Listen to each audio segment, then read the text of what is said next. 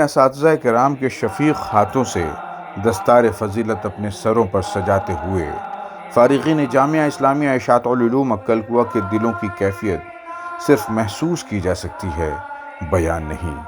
جی ہاں ناظرین، 2 مارچ کی صبح جامعہ اسلامیہ اشاعت العلوم عکل کوہ کا 44واں سالانہ جلسہ و 35ویں تقریب تقسیم شہادت و دستار بندی کا انعقاد کیا گیا۔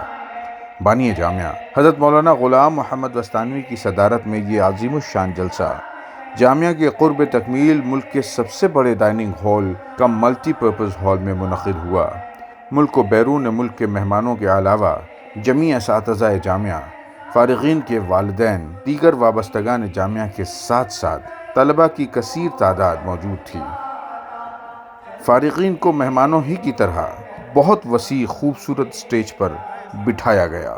واضح رہے کہ امسال شعبہ افتاء سے 11 مفتیان، شعبہ عالمیت و فضیلت سے 258 علماء، شعبہ تحفیظ القرآن سے 463 حفاظ فارغ ہوئے، جبکہ شعبہ اجازہ سے 90 طلباء کو سند تکمیل اجازہ، 23 قراء کو سند تکمیل قراءت عشرہ اور 22 طلباء کو انگلش ڈپلومہ کی اسناد تقسیم کی گئیں۔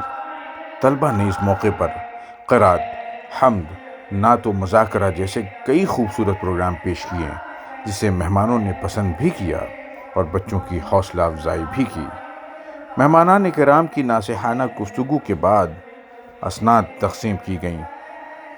رئیس جامعہ مولانا غلام محمد وستانوی کی مختصر گفتگو اور دعا پر اس خوبصورت پروگرام کا اختتام عمل میں آیا۔